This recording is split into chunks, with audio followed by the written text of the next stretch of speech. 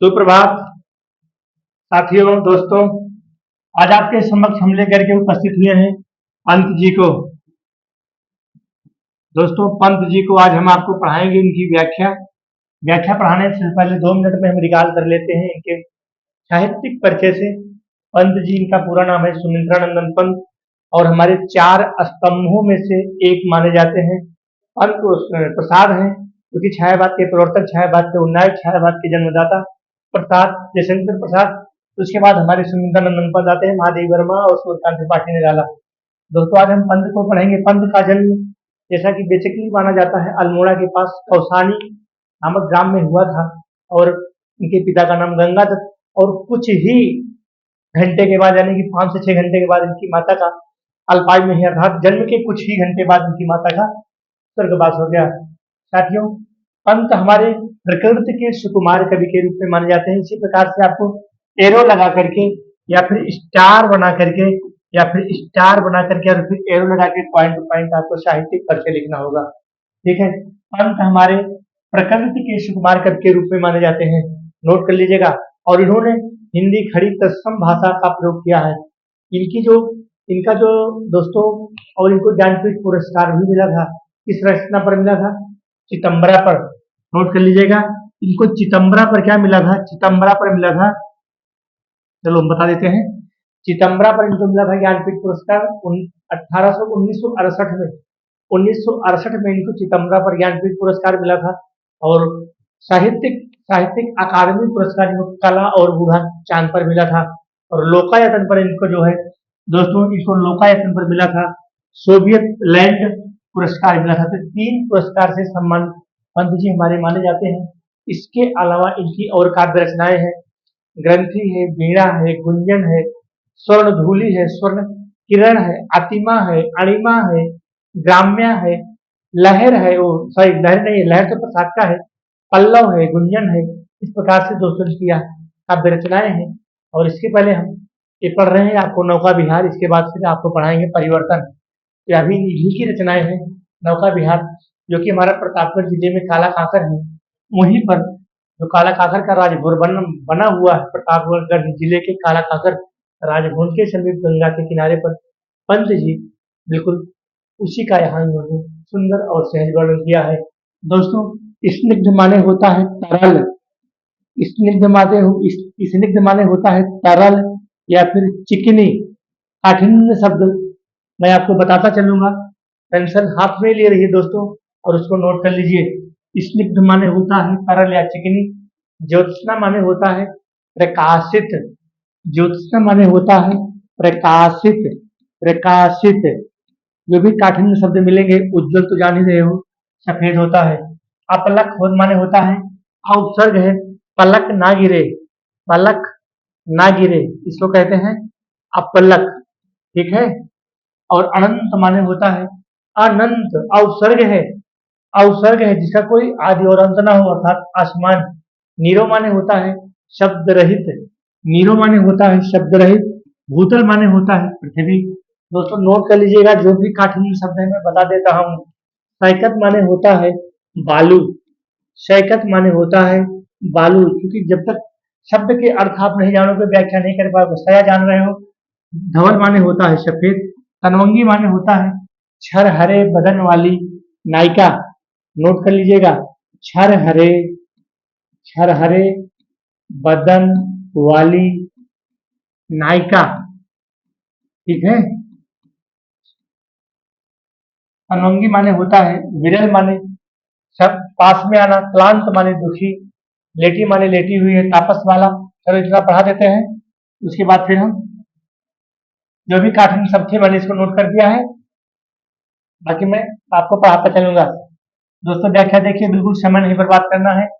शांत स्निग्ध ज्योत्सना उज्जवल अपलक अनंत नीरो भूतल, कहने का मतलब है आप बिल्कुल चारों ओर दोस्तों स्वच्छ चांदनी, स्वच्छ सफेद चांदनी फैली हुई है चारों ओर। ध्यान दीजिएगा, पहली लाइन की व्याख्या बता रहा हूं।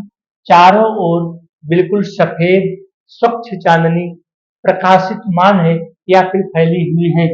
ऐसी स्थिति में अपलक अर्थात जो आसमान है वह बिल्कुल शब्द रहित होकर के पृथ्वी की ओर देख रहा है, झांक रहा है। दोस्तों पहली लाइन की व्याख्या, चारों तरफ स्वच्छ चांदनी फैली हुई है। शांत स्निग्ध, स्निग्ध माने होता है चिकनी या फिर तरल, ज्योत्सना माने होता है प्रकाशित। चारों तरफ स्वच्छ चांदनी अर्थात स्वच्छ सफेद चांदनी फैली हुई है। ऐसी स्थिति में अपलक अनंत अर्थात आसमान बिल्कुल अपलक अर्थात पलक न गिरे या फिर टकटकी लगाए हुए आसमान, टकटकी लगाए हुए आसमान टकटकी लगाए हुए, शब्द रहित, जीरो माने शब्द रहित, भूतल माने पृथ्वी के तल की ओर देख रहा है। दो लाइन की व्याख्या दोस्तों। फिर क्या होता है, सैकत सैया पर दुग्ध धवल है, लेटी है शांत क्लांत निश्चल। यहां से व्याख्या करेंगे, बिल्कुल ऐसा ऐसा प्रतीत हो रहा है, ऐसा प्रतीत हो रहा है कि उस सैकत सैया पर, उस बालू की सैया पर सफेद दुग्ध के समान सफेद छर हरे बदन वाली कोई नायिका। दोस्तों ध्यान दीजिए कि मैं जिस प्रकार से व्याख्या को बता रहा हूं एक बार रिपीट कर देते हैं, ठीक है। चारों तरफ स्वच्छ सफेद उज्जवल चांदनी फैली हुई है। ऐसी स्थिति में आसमान, अनंत माने आसमान, आसमान बिल्कुल टकटकी लगाए हुए निस्तब्ध अर्थात शब्द रहित होकर के पृथ्वी की तरफ देख रहा है। तो फिर क्या होता है, शैकत सैया पर अर्थात बालू की सैया पर बिल्कुल सफेद दुग्ध, दुग्ध धवल अर्थात दुग्ध के समान सफेद बालू की सैया पर छरहरे बदन वाली, छरहरे बदन वाली कोई नायिका, कोई नायिका कैसी है, अभी इसका अर्थ बाद में बताते हैं कैसी है, लेटी है बिल्कुल शांत और दुखी, क्लांत माने दुखी और बिल्कुल निश्चल, उस गर्मी की विषम परिस्थिति में, उस गर्मी की धारा में शांत निश्चल लेटी हुई है। दोस्तों चार लाइन की मैंने आपको व्याख्या बता दी। देखिएगा यहाँ पर, शैकत सैया पर दुग्ध धवल अर्थात दुग्ध के समान बालू की सैया पर, गंगा जी जहां बह रही है नीचे बालू की सैया पर ही तो बह रही है, वह बालू उस चंद्रमा की सुंदर आभा में जब चमकती है तो प्रकाशमान होती है साथियों। वही यहाँ पर लिखा है पंत जी ने कि दुग्ध के समान बालू की सैया पर बिल्कुल छरहरे बदन वाली, छरहरे बदन वाली कोई नायिका गंगा में बिल्कुल शांत और दुखी, शांत और दुखी और निश्चल स्वभाव से उस गर्मी की क्षीण धारा में, उस गर्मी गर्मी की क्षीण धारा में शांत एकांत लेटी हुई प्रतीत हो रही है। दोस्तों आगे चलते हैं, थोड़ा सा इसको हम ऊपर कर लेते हैं, थोड़ा सा ऊपर कर लेते हैं ताकि और अच्छा सा दिखने लगे।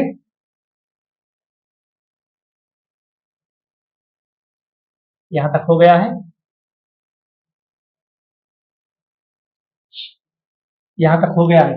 तापस वाला माने होता है कोई तपस्विनी, तापस वाला अर्थात कोई गर्मी से युक्त तपस्विनी गंगा की निर्मल धारा में शशि मुख चंद्रमा के मुख से दीपित माने होता है प्रकाशित, दीपित माने होता है प्रकाशित, नोट कर लीजिएगा, दीपित माने होता है प्रकाशित।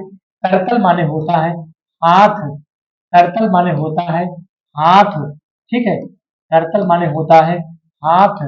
और क्या है, कुंतल माने होता है बाल, कुंतल माने होता है बाल। केस माने बाल होता है, कुंतल माने बाल होता है, अलको माने बाल होता है। अलकों में मलेज बंद किए तू कब तक सोई है आली, प्रसाद ने लिखा है बीती विभावरी जागरी अमरपन घट पे डुबो रही। तो कुंतल माने होता है बाल, और केस माने बाल होता है, अलको माने बाल होता है।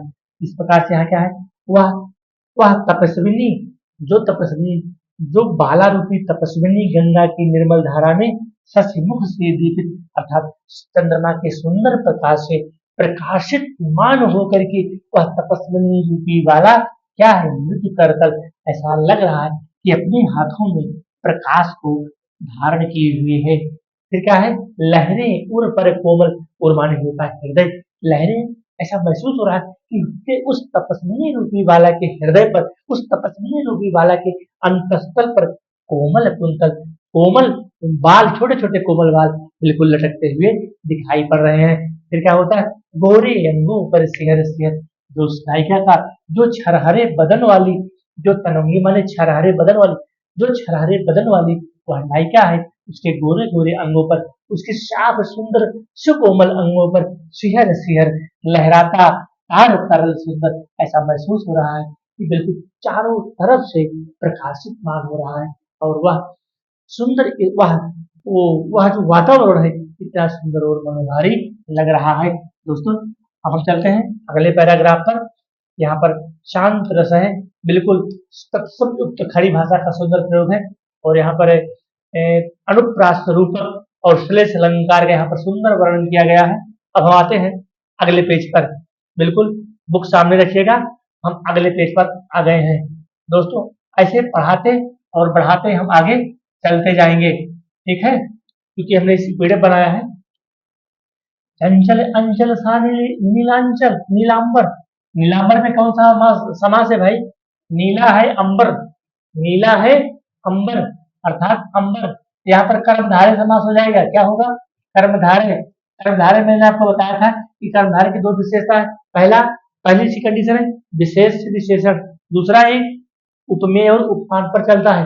तो अंबर कैसा है? नीला है, अर्थात आसमान की विशेषता ये नीला बता रहा है, यहाँ कर्मधारय होगा अर्थात विशेष विशेषण। नीला क्या हुआ? विशेषण हुआ। अंबर क्या हुआ? विशेष से हुआ। तो विशेष और विशेषण पर कर्मधारय चलता है, उपमेय और उपमान पर भी कर्मधारय चलता है। दोस्तों ध्यान दीजिएगा, ठीक है। चंचल अंचल सा नीलांबर, बिल्कुल चंचल सा वह, अपने आंचल में वह नीला सा आसमान। कैसे? अपनी वह नीला आसमान अपने अंचल में, अपने आंचल में बिल्कुल चंचलता को धारण किए हुए है। कैसे धारण किए हुए? साड़ी की सिकुड़न थी जिस पर सस की रेशमी विभा से भर, सस माने होता है अर्थात उस चंद्रमा की सुंदर रेशमी विभा से, विभा माने होता है, विभा माने होता है प्रकाश, शशि माने होता है चंद्रमा, उस चंद्रमा की सुंदर विभा से उस उसके साड़ी पर इस प्रकार से कैसे सिमटी है वर्तुल, वर्तुल माने होता है टेढ़ी, मृदुल माने होता है सुंदर, अर्थात वह तपस्विनी रूपी छरहरे बदन, छरहरे बदन रूपी, छरहरे बदन रूपी, छरहरे बदन रूप को धारण किए हुए वह नायिका बिल्कुल गंगा की सुंदर धारा में बिल्कुल टेढ़ी रूप से लेटी हुई इस प्रकार से प्रतीत हो रही है। ऐसा लग रहा है कि उसके साड़ी पर सिलवटें पड़ गई हैं। उसके साड़ी पर क्या पड़ गए? सिलवटें पड़ गई हैं। अगला हमारा है चांदनी रात का प्रथम पहर। चांदनी रात का प्रथम पहर होता है लगभग 4 बजे के आसपास, चांदनी रात का प्रथम पहर। फिर क्या होता है? हम चले नाव लेकर सत्वर, सत्वर माने होता है शीघ्र, सत्वर माने होता है शीघ्र, या फिर हम इसको तेज भी बोल सकते हैं। क्या बोल सकते हैं? तेज। तो चांदनी रात का प्रथम, क्योंकि चंद्रमा तो पूरी तरह से खिला हुआ है ना। अब यहाँ पर पंत जी क्या कहते हैं? चांदनी रात का पहला पहर है और हम चले अर्थात पंत जी उस नाव को लेकर के शीघ्र यानी कि तेजी के साथ चल पड़ते हैं। चल पड़ते हैं कहाँ? फिर सिकता, सिकता माने होता है बालू, सिकता माने होता है बालू, नोट कर लीजिएगा। सिकता माने होता है बालू, सस्मित माने होता है मुस्कान युक्त, सस्मित माने होता है मुस्कान युक्त, नोट कर लीजिएगा दोस्तों। सस्मित माने होता है मुस्कान युक्त, मुस्कान, नहीं तो ज्यादा हम लिखेंगे तो टाइम लगेगा। मुस्कान युक्त, अगर हम एक एक शब्द का अर्थ लिखेंगे तो बहुत टाइम लग जाएगा। सिकता की सस्मित सीपी, ऐसा महसूस हो रहा है। ज्योत्सना माने होता है प्रकाशित, ऐसा महसूस हो रहा है कि बिल्कुल सीपी पर मोती, जिस प्रकार से सीपी के अंदर मोती चमकती है ठीक उसी प्रकार से जब जब चंद्रमा का सुंदर प्रकाश पड़ता है तो वह बालू क्या है? वह बालू मुस्कान रूपी, मुस्कान युक्त अपने सौंदर्य को धारण कर लेती है। कैसे? इस प्रकार से सीपी पर मोती की ज्योत, इस प्रकार से सीपी पर, सीपी के अंदर मोती चमकता रहता है और वह उस अर्थात जब उस चंद्रमा का सुंदर प्रकाश उस बालू पर पड़ता है तो फिर बिल्कुल क्या होता है? मुस्कान युक्त आभा अपने आप में आने लगती है। थोड़ा सा इसको हम ऊपर कर लेते हैं, अगले पैराग्राफ पर चलते हैं दोस्तों। यहाँ तक हो गया है।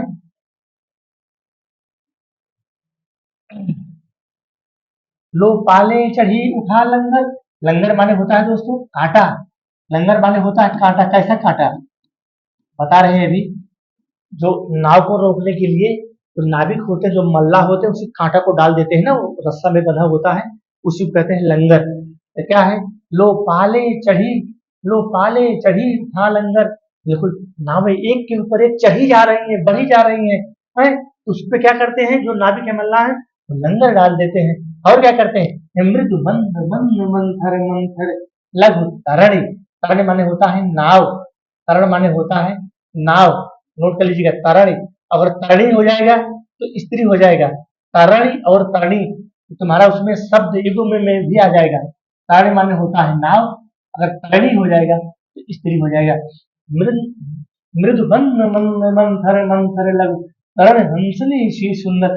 अर्थात वह बिल्कुल जो नाव है, जो छोटी सी नाव है, बिल्कुल मंद मंद चलती हुई, मन अर्थात लहरों में धीरे धीरे चलती हुई इस प्रकार से प्रतीत हो रही है, जैसे हंसनी की सुंदरता होती है। हंसनी सी सुंदरता, सासी से यहाँ पर उपमा अलंकार दोस्तों आ गया। सासी से में क्या हो जाता है, उपमा अलंकार। यहाँ इसको देखिए, यहाँ सी आ गया है, क्या आ गया, सी आ गया है, यहाँ सी आ गया है। सासी से यहाँ हमारा क्या होगा, उपमा अलंकार हो गया।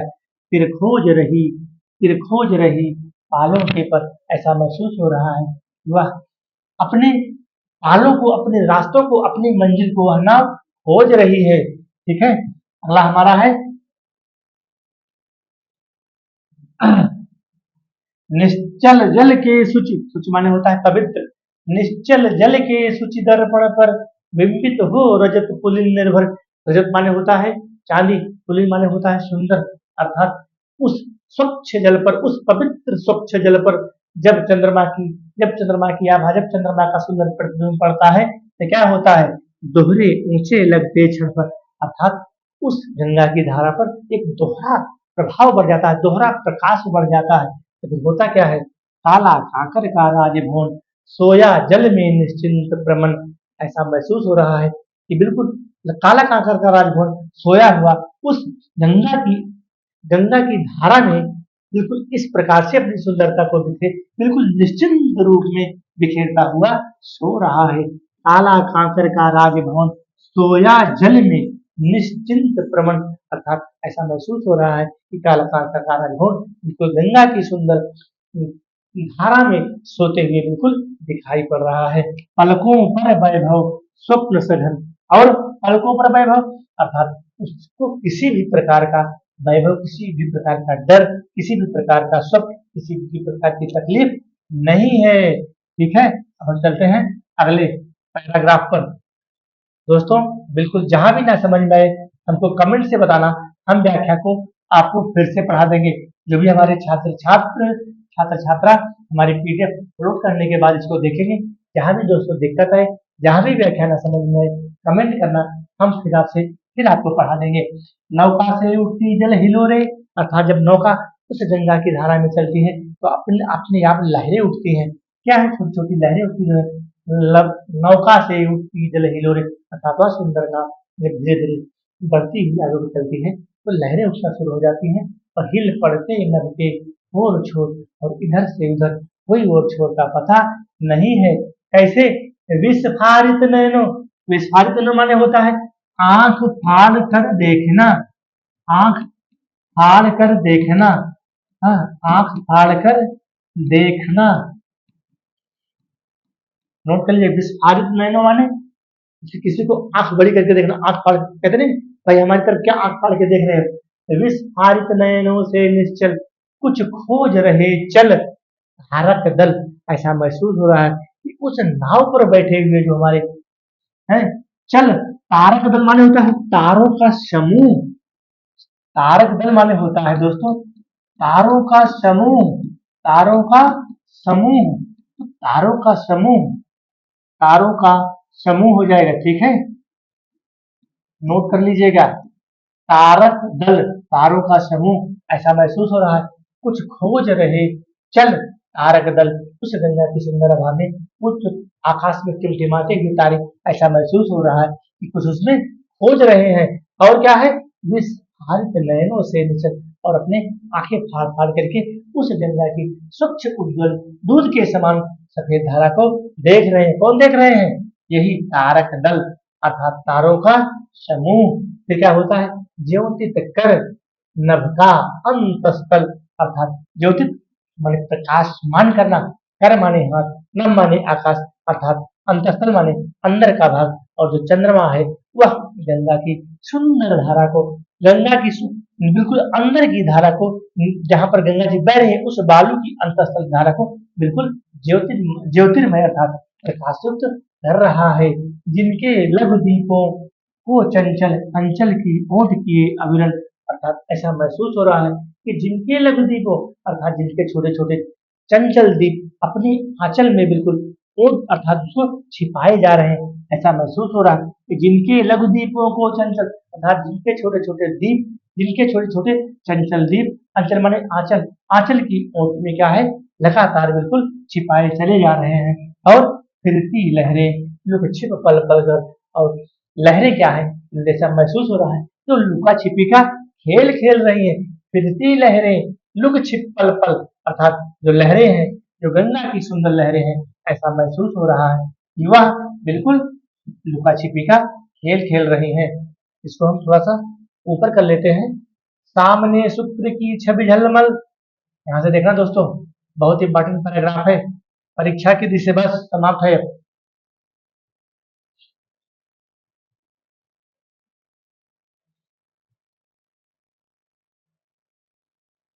सामने शुक्र की छवि झलमल, शुक्र एक तारा है जो रात के जो 3 बजे 4 बजे चमकता है तो उसका रंग कुछ गाढ़ा होता है, अन्य तारों से वह गाढ़ा होता है।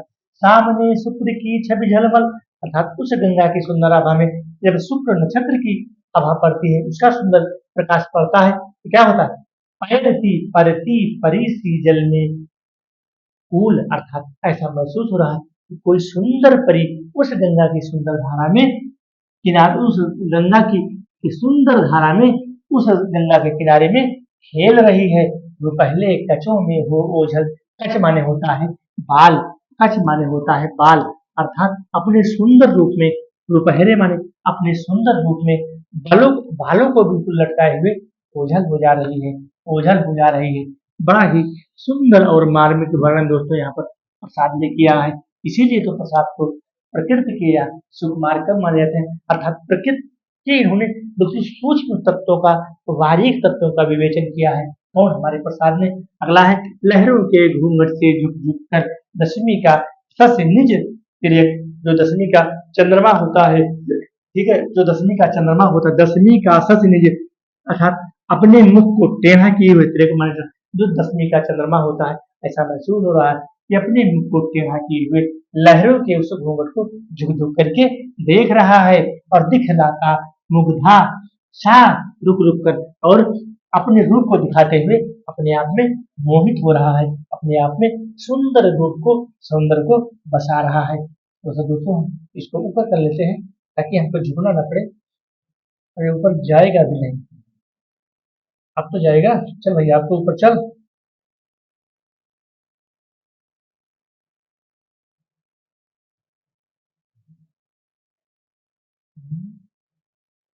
चलो ऐसे ही देख लेते हैं।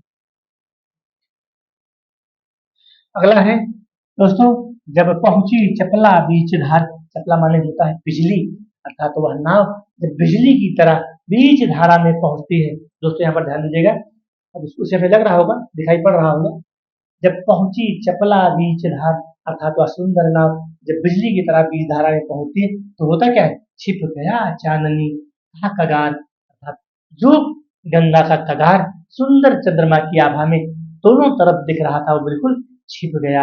हाँ, छिप गया चांदनी का कगार, अर्थात जो गंगा के जो किनारा, गंगा का जो कगार उस चंद्रमा की सुंदर आभा में बिल्कुल प्रकाशितमान हो रहा था, वो क्या गया, वो क्या हुआ, छिप गया। ठीक है, वही यहाँ पंत ने लिखा है। और क्या है, दो बाहों से दूरस्थ तीर, दो बाहों से दूरस्थ तीर धारा का किस कोमल शरीर आलिंगन करने को अधिक, ऐसा महसूस हो रहा है जिस प्रकार से दो लोग अपने एक गले लगा लेते हैं, साथ आलिंगन कर लेते हैं, एक दूसरे को भेंट कर लेते हैं, ठीक उसी प्रकार से धारा का किस कोमल शरीर, उस धारा को, वो धारा ऐसा लग रहा है कि उस चंद्रमा की आभा को अपने आलिंगन में, अपने गले में, अपनी बाहों में लेने का प्रयास कर रही है। आलिंगन करने को अधिक, अधीर माने होता है जिसके अंदर धैर्य ना हो, अधीर अर्थात जो धैर्य को धारण न कर सके, अर्थात उस आलिंगन को पाने के लिए अधीर है। तो दोस्तों हमारा ये पंत का जो नौका विहार है इसका एक पार्ट समाप्त हुआ है। जो हमारा दूसरा पार्ट है उसको हम दूसरे वीडियो में अपलोड करेंगे। जैसे दोस्तों वीडियो बहुत बड़ा हो जाएगा तो बच्चे क्या होता है देखते नहीं है, उसको स्किप कर देते हैं। दूसरा पार्ट हम दूसरे वीडियो में आपको अपलोड कर देंगे। धन्यवाद।